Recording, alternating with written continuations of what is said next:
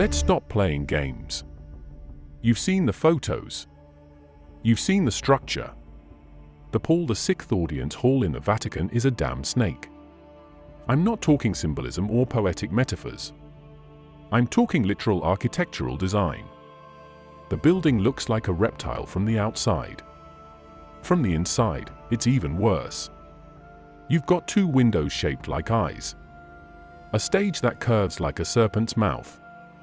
The ceiling scales. If you need someone to explain that away as a coincidence, you're already too far gone. Now here's where it gets worse. At the front of the hall, where you'd expect a cross, a holy altar, something sacred, you've got this disgusting monstrosity called the Resurrection by Pericle Phasani. It's supposed to represent Christ emerging from the ashes of nuclear chaos.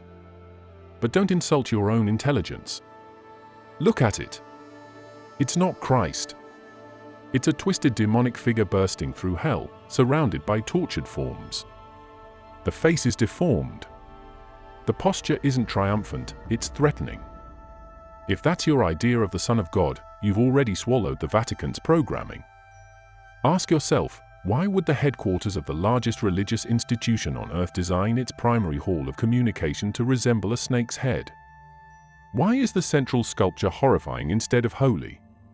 Why are all their artistic expressions saturated in symbols of death, mutation, and reptilian design? Because it's not just about aesthetics. This is architecture as control. Architecture as initiation. They don't build symbols for the sheep, they build them for each other. The ones who are in on it. They're speaking in plain sight, but only to those who know how to read it. Let's talk location. Beneath St. Peter's Basilica is the Vatican necropolis. Real place. Real access. Inside, you find burial tombs dating back to the early Christian era. But one tomb stands out, Tomb U, archaeologists label it that way. But here's the kicker, some ancient references, including twisted misreadings of Latin engravings and medieval speculation, have linked this tomb to Lucifer.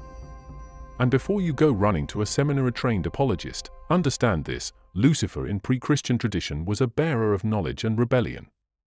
Over time, it morphed into the name for Satan. But we're not dealing with semantics here. We're dealing with a tomb. A structure. Under Vatican ground. Tied, directly or symbolically, to the being they preach against every single Sunday. Why would that name even be found down there? And don't feed me the academic drivel about linguistic errors. They know what they're doing. Now look at the rituals. The Holy Door in St. Peter's, people think it's just some annual religious celebration. Wrong. That door is sealed shut from the inside, opened only during Jubilee years. That's not tradition. That's ritual sealing. Symbolic gateways. Occult meaning. In many esoteric systems, a sealed door is a barrier between worlds. When opened, it invites something through. You think it's just for pilgrims? You think a pope walks through a golden arch and that's it? Wake up. These aren't ceremonies. These are invocations. These are access points. Let's jump to another obvious tell, the language. In official Vatican rites, the name Lucifer is still used. In Latin. During Easter Vigil, they chant Flammas eus Lucifer matutinus inveniat, il inquam, Lucifer, qui nescit casum. Which means, may the morning star find its flame, that Lucifer who never sets. That's not a conspiracy. That's straight from their liturgy. And don't let them gaslight you into thinking it means something else. Lucifer is not an accident. They could have reworded it centuries ago. They didn't. Still think we're dealing with holy men? These people built an empire on guilt, fear, and blood.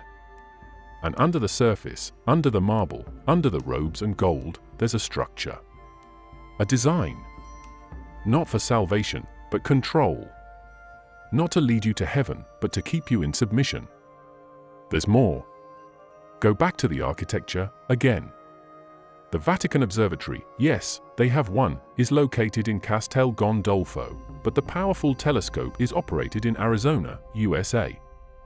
It's called L.U.C.I.F.E.R. I'm not making that up. It stands for Large Binocular Telescope Near-Infrared Utility with Camera and Integral Field Unit for Extragalactic Research. Convenient acronym, right? And the Vatican uses it, alongside Jesuit astronomers. Let that sink in. Why does a religious institution obsessed with sin and salvation have a stake in tracking deep space objects with a telescope named Lucifer? Because their God isn't your God. Because you're not part of their inner circle. Because the Vatican is a mask. Because beneath the pomp and prayers, they're running an entirely different game. You've seen the throne room. You've seen the art. The reptilian architecture. The demonic sculptures. The chants invoking Lucifer. The doors that open once a generation. And you still think this is about God? They count on your ignorance. They bank on your faith being passive, blind, and terrified to question. They told you Lucifer was the enemy. Meanwhile, they built him a house. And not just any house, a temple. Right in the heart of Rome. Right under your nose. Let's stop pretending the Vatican is just a religious institution. It's a geopolitical superpower with spiritual branding. It's not just the rituals or the buildings anymore, it's the hierarchy, the network, and the agenda. We're talking about a global intelligence operation hiding behind stained glass and Latin prayers. And at the very top of this structure sits a dark event almost no one wants to talk about publicly, the enthronement of Lucifer. This isn't internet rumor trash. This came directly from insiders like Father Malachi Martin, Jesuit priest, exorcist, insider. He served in the Vatican for years before exposing the rot within. According to Martin, something happened in 1963 that permanently altered the spiritual infrastructure of the church. He claimed that a secret ceremony, an actual enthronement of Lucifer, was performed inside the Vatican. Not symbolic, not metaphorical. A full-blown ritual welcoming the adversary as the guiding spirit of the institution. And before you throw him under the crazy label, understand this, Martin wasn't a dropout. He was multilingual, highly educated, trusted by popes, and embedded in the upper echelon of Vatican politics. He had access. And when he started to speak publicly, things got real uncomfortable real fast. Interviews were cut. Transcripts were censored. His warnings were dismissed by cowards in robes who feared exposure more than they feared damnation. He claimed the ritual happened in 2 locations simultaneously, inside the Vatican and somewhere in the US. Think about that. A coordinated, ceremonial spiritual hijack across continents. Not to bless the church. Not to honor God. But to install Lucifer as the puppet master behind the curtain. You think that's outrageous? Go read his book Windswept House. It's fiction on the surface. But anyone with a brain can read between the lines. The names are altered, the events dramatized, but the architecture of power, the cultic networks, and the satanic infiltration. All real. All based on sources and events he couldn't name directly without being eliminated. And for those who say, there's no proof, of course there's no official proof. You think the people running this show are sloppy enough to leave signed confession letters on gold-plated Vatican desks? They operate through secrecy, oaths, compartmentalization, and ceremonial ritual masked as religion. That's how occult systems work. You hide everything in plain sight, and you surround it with enough tradition, enough incense, and enough Latin that nobody sees it for what it is. Let's talk about infiltration. This wasn't a one-night event. The Vatican wasn't taken over in one ritual. This has been a generational process. It started decades ago, possibly centuries back, with key positions in the church being handed off to initiates. Men loyal not to Christ, but to an esoteric doctrine. A doctrine that reveres the serpent, worships knowledge over obedience, and sees Lucifer not as a fallen angel, but as a liberator. We're not talking about the priests who run local churches or nuns teaching kids in schools. Most of them have no idea what's going on. They're pawns. Useful. Innocent. The real game is at the top: cardinals, shadow bishops, secret orders, and financial syndicates tied directly to the Roman Curia. And when you look at the decisions they make, it all adds up. Covering up systemic abuse for decades. Shuffling predators like chess pieces. Laundering billions through Vatican bank channels. Protecting war criminals. Partnering with intelligence agencies. You think that's religion? That's mafia. Let's not forget the Vatican Bank, formerly called the Institute for the Works of Religion. That's a hilarious name considering it's been caught in scandals involving money laundering, mafia connections, and suspicious deaths. In the 1980s, a banker connected to the Vatican Bank, Roberto Calvi, was found hanging under Blackfriars Bridge in London. His pockets were stuffed with bricks and cash. The media called it suicide. Anyone with half a functioning neuron knows that was a message. That was ritualistic. That was cleanup. And who was behind it? Go ahead, pull the thread.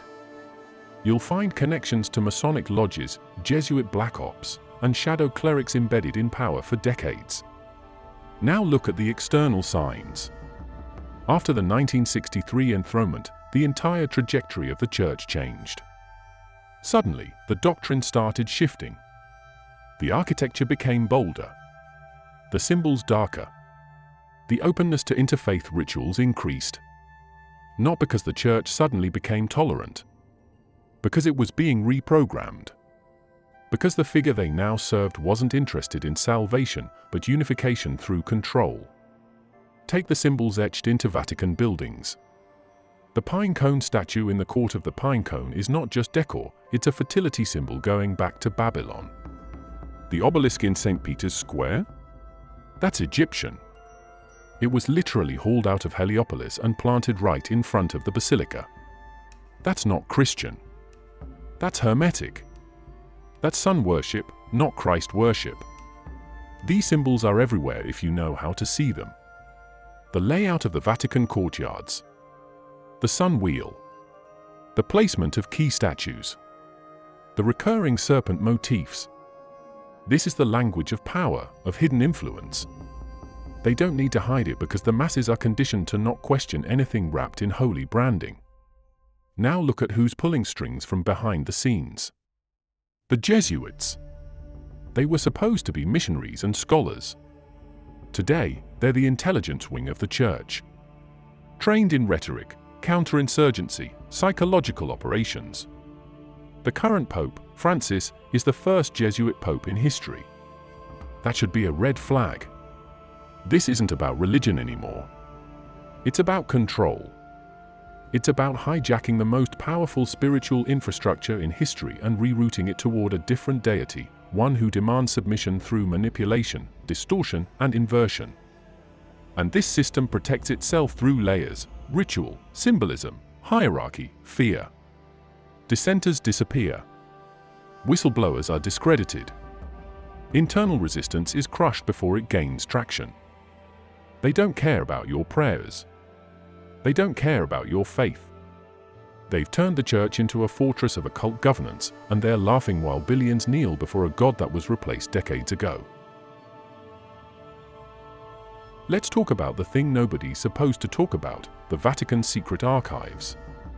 Technically, they rebranded it to the Apostolic Archive to sound more sterile, less ominous, but nobody's buying that crap. This place houses over 50 miles of shelving, tens of thousands of documents, manuscripts, forbidden texts, and classified correspondence locked behind steel doors and guarded like it's Fort Knox. And guess what? Almost none of it is open to the public. Not even to Catholic scholars unless they jump through 100 flaming hoops. You're not allowed in without special approval from the Pope or someone just under him. And even if you get access, you're only allowed to see specific documents by request. No random browsing. No wandering the stacks. Why? Because they are not preserving history, they're controlling it. They're sitting on material that would blow the entire narrative apart. This is where the real records are. The pre-canonized Gospels. The texts that expose the edited, manufactured version of Christianity that got approved by Constantine's council. They've got heretical scrolls locked away because those writings challenge the identity of the so-called God they preach. The reality is, the early church was fractured, dozens of competing views, including ones that said the God of the Old Testament wasn't divine at all, but a malicious creator, a demiurge.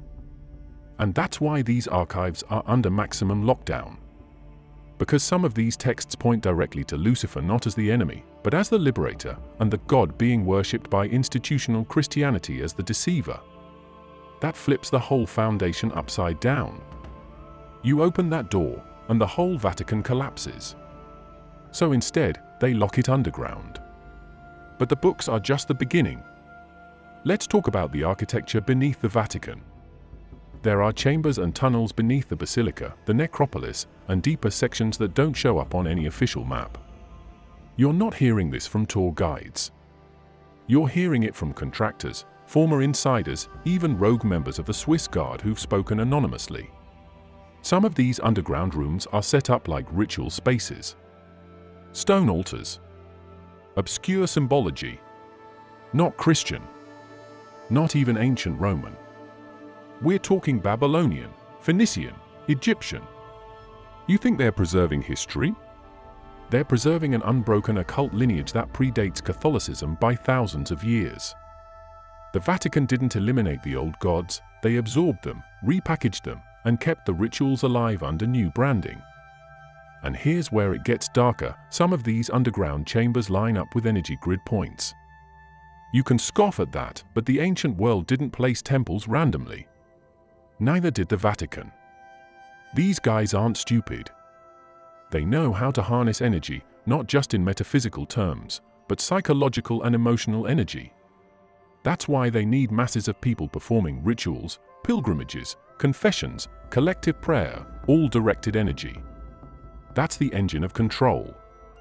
But beneath all of that is the priest class who directs that energy toward whatever force they serve. And that force is not the divine. Now let's bring in the Luciferian element. Because yes, it's here too, embedded in these rituals. You've got hidden rooms reportedly containing effigies that do not represent Christ in any form. Horned idols. Winged humanoids. Figures with serpentine features. And again, they keep this off the books. You won't find it in Vatican museums. These are private chapels for high-ranking initiates. Some of these figures resemble ancient Mesopotamian gods, Enki, Pazuzu, even depictions of Set from Egyptian lore. It's the same archetype, the rebellious deity, the trickster, the knowledge giver, rebranded under a Christian villain narrative to justify persecution and blind obedience. Meanwhile, behind the scenes, they venerate him as the true power source. Go deeper and you'll run into the Jesuit connection again. These aren't monks praying for your sins. They're trained tacticians. They have their own initiation process, separate from standard priesthood. You don't rise in the Jesuit order unless you're fully indoctrinated. That includes exposure to materials and ceremonies the public church would call demonic. And it's not just symbolic. These guys perform actual rites, rituals of binding, invocation, and spiritual channeling. And don't be naive. These rituals aren't just about summoning or worship, they're about control. Information control. Population control. Consciousness control. They operate on the idea that ritual creates structure, and structure creates obedience. If they can anchor fear and guilt into you from childhood, they don't need chains or guns. They've got your soul caged before you hit puberty. Even the Pope doesn't operate independently. He's the frontman, the mascot. The real influence comes from the Black Pope, Superior General of the Jesuits. He controls the network. He oversees the doctrine behind the doctrine. And yes, the Black Pope attends those private rituals. He doesn't wear white robes. He wears black for a reason. And don't forget the external connections. The Vatican has diplomatic immunity. It has embassies in over 180 countries. It operates as a sovereign city-state. That means it's untouchable. no law enforcement, no international tribunal. They can move people, objects, and information without scrutiny. When you put a ritual-based, secrecy-driven institution in a position of total global immunity, you're not looking at a religion. You're looking at a protected cult. If you're still looking at the Vatican and thinking this is just Christianity's HQ, you've missed the real game. The structure, the symbols, the alignments, it's not built to glorify God. It's built to encode a system of ancient worship hiding behind religious language. And once you see the pattern, you'll realize who they're really bowing to. His name isn't Jesus. It's Saturn. Yes, Saturn. The ancient god of time, harvest, control, and death. The one they used to sacrifice children to in open fires. Moloch, Kronos, El, Baal, they're all variations of the same archetype. The devourer, the reaper, the enslaver. And now he's been sanitized and hidden under robes and cathedrals. Because Saturn never went away, he just changed costumes. And the Vatican made him a throne. Let's start with the obvious. The black cube. Look it up. The symbol of Saturn has always been the cube. In physics, Saturn's north pole literally has a hexagonal storm pattern, a six-sided figure, a cube in 2 dimensions. Ancient cultures encoded this in every Saturnian cult. And surprise, inside Vatican City, black cube symbolism is embedded in statues, floors, and hidden architectural alignments. It's not a design accident. It's an invocation of presence. You think the Vatican's obsession with geometry is artistic? No. It's sacred geometry used to encode frequencies, control resonance, and amplify ritual effect. The placement of the obelisk in St. Peter's Square? That's not Catholic. That's Egyptian sun worship. The entire plaza is a massive sundial. And guess what? Saturn is the god of time. They don't worship the sun, they measure it to glorify Saturn's grip on time and death. That's why Saturn's color is black. That's why high priests wear black. That's why judges, popes, cardinals, these are Saturnian offices. Black robes. Red trim. Authority through fear and judgment. Not enlightenment, not salvation, control through structure. That's Saturn's domain. Let's talk about the throne. The Cathedra Petri, or chair of St. Peter, is housed in St. Peter's Basilica. They tell you it's symbolic of apostolic succession. But look closer. The whole structure is wrapped in what look like flames and demonic figures. The throne is suspended mid-air, surrounded by golden, twisted forms that look more like spirits escaping hell than angels. You're not looking at a Christian relic, you're looking at a veiled Saturnian altar. And don't think for a second the popes don't know this. They're not confused. They're not blind. They're initiated. This symbolism is only confusing to the public because it's meant to be. It's a code. And if you're not part of the priest class or in a circle, you're not supposed to decode it. That's the game. Speak one language to the sheep, another to the architects of power. Look at the papal regalia. The triple tiara. The fish head mitre. None of that comes from the Bible. That's Babylon. That's Dagon. That's high priesthood from ancient mystery schools that use symbols to mask who their gods really were. Every part of the Pope's outfit is a callback to pagan systems, not Christian humility. This isn't service. It's rulership. Saturnian rulership.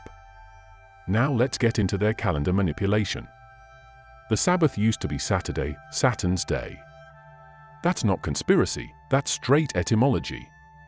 They changed it to Sunday much later, but the Saturnian structure remains underneath. In fact, Saturn is the root of discipline, restriction, law, and punishment, everything that defines the authoritarian character of Catholic doctrine. You want grace and love? That's not Saturn. That's foreign to their system. They talk Jesus, but they enforce Saturn. Still don't believe it? Look at the Vatican crest. The two keys, gold and silver, represent the balance of heavenly and earthly power. Sounds noble. But in alchemical terms, gold and silver are solar and lunar symbols. And in esoteric tradition, Saturn is the force that binds the sun and moon into the material prison. The keys don't unlock heaven, they lock the soul inside the system. It's metaphysical branding. You've been taught it's salvation. It's containment. Let's talk more about containment. The Vatican is built as a fortress, walls, gates, towers. Symbolic? No. It's literal. It's a stronghold for the Saturnian system. It exists to protect the knowledge, the rituals, and the lineage of worship that goes back long before Christianity was ever created. This isn't about hiding from enemies. This is about locking in the God they serve and locking you out. You ever wonder why all the ancient gods were absorbed by the Church? Why statues of Zeus became St. Peter? Why Isis and Horus were morphed into Mary and Jesus? It wasn't evangelism. It was takeover. They didn't destroy the old gods, they gave them new names and moved them into the basilica. The core system never changed. Only the labels did. And here's where it hits the gut. People bowing inside Vatican City don't realize they're bowing to a Saturnian machine. They see crosses, candles, and scripture, but the energy, the layout, the ceremonies are feeding something else. That's the brilliance of the deception. It doesn't hide through absence, it hides through presence. Flood people with so much ceremony, so much beauty, so much emotional theater, and they'll never ask who the show is for. Let's pull the curtain back on the Vatican's obsession with blood, not in metaphor, in actual lineage. We're not talking about parables or communion wine. We're talking about genetic continuity, dynastic succession, and control over who gets access to what power. Because here's the part that no pulpit, no pullover TV preacher, no clean-cut bishop will ever touch. The Vatican structure is built on the backbone of a blood cult. Not the blood of Jesus. The blood of ancient dynasties, the same families that have ruled since Sumer, Babylon, Egypt, and Rome. These elites trace their lines not through righteousness or spiritual authority, but through heredity. Why do you think the Catholic hierarchy operates like a monarchy? Why are cardinals selected in closed doors, behind thick curtains, with rituals that mirror royal coronations? Because it is a throne system. They call it the throne of Peter, but that's PR. In practice, it's a dynastic gatekeeping mechanism. You don't rise unless you're part of the club. Not spiritually. Genetically. Ideologically. Go read between the lines of Vatican diplomatic relationships. Who do they mingle with? Rothschilds. Royals. Global aristocrats. Secret societies. The same families behind global banking, global war machines, global pharmaco empires. You think that's about spreading the gospel? That's about consolidating ancient rule under a religious flag. Now tie that back to Lucifer. Because they are not separating religion and power, they're using religion to preserve power. Luciferian doctrine, in its truest form, is about self-deification, selective evolution, and the belief that elite bloodlines are superior because they descend from divine origins. Look into any occult genealogy and you'll find it, claims of lineage from the Nephilim, the gods, the Watchers. And guess what? The Vatican never refutes this. They bury it. Because parts of their own leadership believe it. Let's get into artifacts. There's a reason the Vatican hoards relics like a global collector cartel. They claim it's for preservation. But behind closed doors, they believe these items hold power. They've got skulls, bones, and remains of saints that aren't just symbolic, they're kept for energetic purposes. Ever wonder why reliquaries look more like ritual chambers than memorials? Because in esoteric belief, bones hold vibrational signatures. And high-level Vatican operators aren't just praying around these things, they're using them in closed ceremonies. Take the claim that the Vatican holds the spear that pierced Christ's side, the spear of Longinus. It's not locked away for decoration. It's kept because they believe it carries blood memory. Control the blood, control the power. This is ancient magic masquerading as Christianity. And it's not just physical blood. It's spiritual DNA. They've encoded doctrines that manipulate how people think, feel, and even reproduce. Look at how the church has dictated sexual behavior, marriage, childbirth, and gender roles for centuries. That's not morality. That's eugenics. Social eugenics. Psychological eugenics. Behavioral sterilization. It's how you erase certain traits from populations and amplify others. You control the body through guilt. You control reproduction through dogma. You install a system where people police themselves. That's deeper than any government control. That's biopower. And the Vatican wrote the manual on it before Michel Foucault ever opened his mouth. Now connect this to ritual abuse. The stuff they work overtime to bury. This isn't about bad priests getting out of line. This is systemic. Engineered. Covered up not to avoid scandal, but to preserve the structure. Because abuse, in elite esoteric systems, is often a mechanism of control, trauma programming, and power transference. They don't just silence victims to avoid headlines. They do it because exposure would crack the core of the inner circle's initiation structure. You think that's extreme? Look at how consistent the patterns are: same regions, same profiles, same methods. It's not random. It's institutional. And every time it almost surfaces, boom, legal immunity, diplomatic shelter, and internal investigations. Name one other global institution that can shuffle rapists across borders without extradition. Only the Vatican. Because behind the sermons, you've got a system of hidden chambers, sacred bloodlines, and metaphysical control mechanisms. Let's talk about the Vatican's interest in DNA and the human genome. That's right. They're not just playing with old scrolls. They're funding genetic research. Why? Because they know what the ancient text said: the soul isn't just floating energy. It's encoded. And by mapping DNA, you can trace spiritual inheritance. That's why they're obsessed with Jewish lineage, Davidic descent, and the true bloodlines of biblical figures. They're not reading stories. They're trying to locate God code inside people. Ever heard of Project Humanum or the Vatican's cooperation with CERN and other physics-based entities? You think it's about theology and ethics? No. It's about quantum access. Dimensional manipulation. They're not trying to reach God. They're trying to unlock the source code. And they believe the key is inside us, in the blood, in the genetics, in the soul frequencies of selected lines. This isn't religious anymore. It's technocratic occultism. The marriage of dark metaphysics and elite science. The kind that doesn't show up in peer-reviewed journals but moves billions in secret budgets. They're not scared of AI replacing religion. They're excited about AI enforcing it, digitally encoding spiritual obedience through neural interfaces, predictive behavioral tracking, and algorithmic sin management. The Vatican doesn't just influence religion.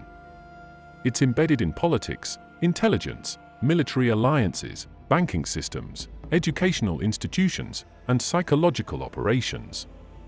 The Holy See isn't some ancient holdover, it's the central node of an international spiderweb, cloaked in holiness, operating in pure geopolitical and metaphysical warfare. Start with this fact: the Vatican holds observer status at the United Nations. That's not a church thing. That's a sovereign state privilege. You think your local pastor gets to influence UN votes? No. But the Vatican does.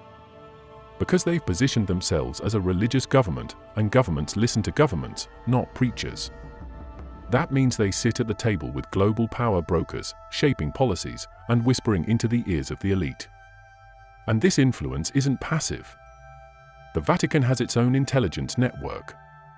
Ever heard of the Sodalitium Pianum? It was a secret surveillance network operating under Pope Pius X to spy on dissenters within the Church. Think CIA, but in cassocks. That evolved. Today, they use Jesuit-trained diplomats and clergy embedded around the globe, pulling intelligence through confessionals, embassies, and private religious institutions. These people don't need wiretaps. They've got priests in every high-level political, military, and financial structure feeding them information under the guise of spiritual counsel. Why do you think so many Catholic universities pump out future politicians and policy architects? It's not education. It's grooming. A soft indoctrination system cloaked in academia. They train people in rhetoric, obedience, loyalty to the church's invisible hierarchy, and once those people get into power, they're already pre-programmed to serve the machine. Let's talk military. The Vatican doesn't have a formal army, but they don't need one. They've partnered with sovereign governments for centuries to enforce their interests. From the Crusades to the Inquisition, and later through fascist regimes in Europe, the Vatican has always backed the sword when it serves their goal. They made deals with Mussolini. They cut pacts with Hitler. They helped Nazi war criminals escape via the Vatican ratlins after World War II. Go look that up. That's not theory. That's history. Thousands of Nazis, scientists, officers, ideologues escaped to South America and even the US, aided by forged Vatican papers, church funding, and the protection of bishops. Why? Because the church wasn't trying to stop evil. It was preserving assets. These were people with psychological warfare expertise, medical knowledge, occult ritual practice, and fanatical loyalty to hierarchical control systems. Perfect match for a Vatican that needed to rebuild its influence post-war without firing a shot. Then they pivoted to soft power. Mass communication. Vatican radio. Catholic media outlets. Control the narrative, control the flock. Every message crafted for persuasion, guilt reinforcement, moral confusion, and dependency. Ever noticed how Catholic doctrine always centers around you being broken? Needing guidance? Needing confession? It's a cycle of disempowerment. That's cult strategy 101. Break them down, build them up with your language, your tools, your authority. Now extend that control through education. Catholic schools exist on every continent. Billions of students go through catechism, religious studies, and doctrinal reinforcement starting as children. That's not education. That's neural formatting. Ritual repetition. Rote memorization. Fear of eternal damnation drilled in before age 10. That's psychological warfare. You can't critically think when your nervous system is hardwired to associate questions with sin. Let's hit the core of it, ritual programming. Catholicism is loaded with ceremony, incense, chants, robes, processions, kneeling, standing, reciting. Sounds familiar? Because that's how cults and military institutions condition behavior. It's entrainment. Get your body to obey, your mind follows. And they do it from cradle to grave. Baptism. Communion. Confession. Confirmation. Marriage. Last rites. Every milestone is ritualized. And that ritual isn't just religious, it's an initiation into a hierarchy of control. And within the upper layers of that hierarchy, occult knowledge. Don't mistake public Catholicism for the real operation. The real operation is esoteric. That's why the Vatican has documents on astrology, alchemy, astral projection, and ancient mystery schools hidden in the archives. That's why they commissioned astronomical observatories and own the Lucifer telescope. That's why they preserve texts from heretics, pagans, and sorcerers. They don't believe the world is flat and ruled by angels. They know it's coded, engineered, and spiritually dynamic. And they use that knowledge for influence, not salvation. Now here's the kicker, they interface with other cult systems. Freemasons, Rosicrucians, Gnostic revivalists, Kabbalists. The outer church condemns them. The inner church works with them. Ritual exchange, symbolic overlap, ideological mergers. You think the Eye of Providence is just a Masonic thing? Look closer at Vatican art. It's there too. You think the hexagram is just Jewish? Look at the basilica floor patterns. You think the phoenix, obelisk, lion, and serpent are pagan? They're all over church iconography, hiding in plain sight. Because the game isn't to kill opposing systems, it's to merge and control them. Create dialectics. Control both thesis and antithesis. Then engineer the synthesis. Hegelian strategy at a metaphysical level. And the Vatican has played this better than anyone. They've infiltrated governments, subverted revolutions, redirected heresies, and used their global network to extract loyalty from both peasants and kings. And at the center of all that is the priesthood of Saturn, hiding under crosses, hosting Luciferian doctrine behind closed doors. You think the Vatican's influence ends with Sunday Mass? No. It shapes how countries legislate morality, how science defines the soul, how war justifies itself, and how history is edited for compliance. Here's where it all converges. The Vatican is not in the business of saving souls, it's in the business of reprogramming them. You're not dealing with a religion. You're dealing with a spiritual operating system. One that hijacks the divine impulse, rewrites it, and sends it back into the world as a product, safe, obedient, drained of power, loaded with guilt, and hardwired for compliance. The God they give you isn't a creator. He's a middle manager. A heavily branded authority figure propped up to keep the masses spiritually neutered. You pray to him, but you get nothing back except shame, fear, silence, or the demand for more obedience. That's not divinity. That's an energy sink. A siphon. The true divine is unmediated. The Vatican makes damn sure that connection never happens without them standing in the middle. And here's how they do it. Through language manipulation. Ever wonder why the Church kept its rituals in Latin for centuries? It wasn't tradition. It was gatekeeping. People weren't supposed to understand what was being said. That's by design. Because if you understood the full content of those prayers and chants, you'd see half of them don't align with any modern concept of mercy or divinity. Some of those rites are invocations, layered with double meanings, reversals, an ancient code built to channel power, not grant it. Even now, in vernacular services, the structure remains the same: disempowerment through repetition, confession of sin, submission to hierarchy, and pledging allegiance to an authority you can't question without being accused of spiritual treason. And they run this script globally, like a psychological firmware update. Weekly Mass isn't worship. It's programming. Next, look at how they own death. They literally script your final rites. They own the last moment of your life. And it's not a gentle farewell. It's a contract renewal. A final stamp of submission before you're recycled through a system they still claim to own.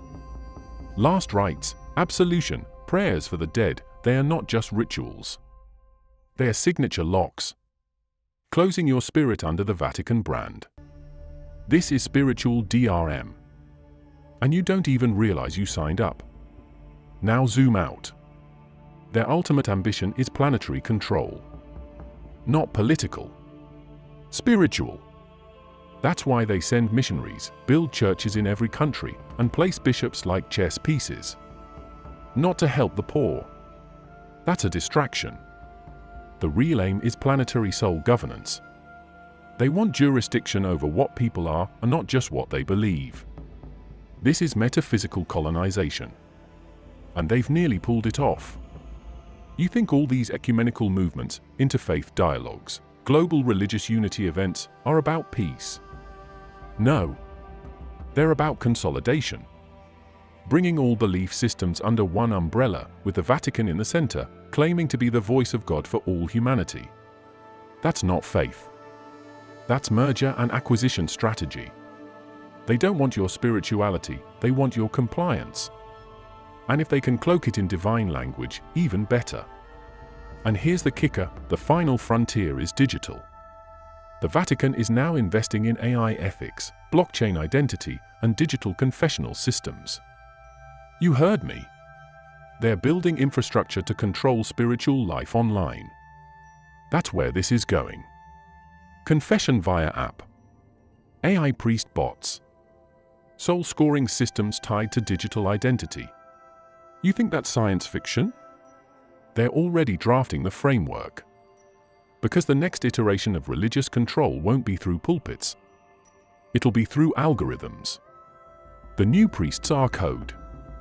And the new temples are your screens. And don't think for a second that's some progressive move. This is surveillance theology. A 24/7 God model that doesn't sleep, doesn't forget, and never forgives unless the system says so. It's not enough to believe anymore.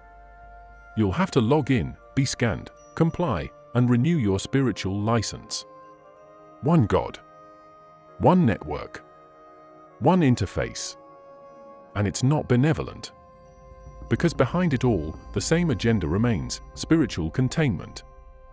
They've just upgraded the tools. From Latin to live stream. From ritual robes to biometric robes. From confessionals to data servers. From marble cathedrals to metaverse sanctuaries. Same power. Same control. Just rebranded for the next generation of blind obedience. And through it all, the Luciferian current runs quietly under the surface. Not in pitchforks and fire. In strategy. In inversion. In the total subversion of divine sovereignty. That's the real signature. The replacement of internal connection with external mediation. The replacement of truth with authority. The replacement of spirit with system. So here we are. You've seen the snake-shaped hall. You've seen the rituals. The architecture. The symbols. The bloodlines. The archives. The hidden chambers. The alliances. The mind control. The surveillance rollout. And now you know, this is not just a religion, it's the most advanced soul manipulation system ever built. And now that you've seen it, you don't get to unsee it. Thanks for watching. If you made it this far, you're not just a viewer, you're a problem for their system. Keep asking. Keep digging. Keep burning the veil. And I'll see you in the next one.